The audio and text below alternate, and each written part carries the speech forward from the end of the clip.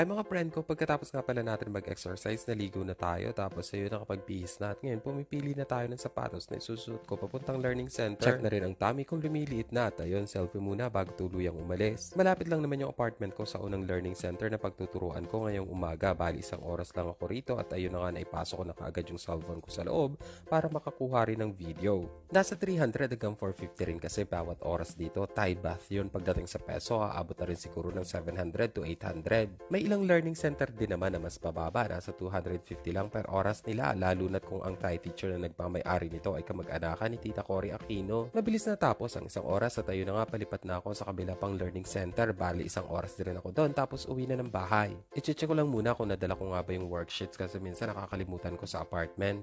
At ayun nga, dala ko naman lahat. So bali ngayon, aakyat na tayo. Bali nasa 3rd floor ang aking isa pang learning center na pinapagturuan. Gamit ang perlas na hiniram ko pa nga kay Gretchen Barreto.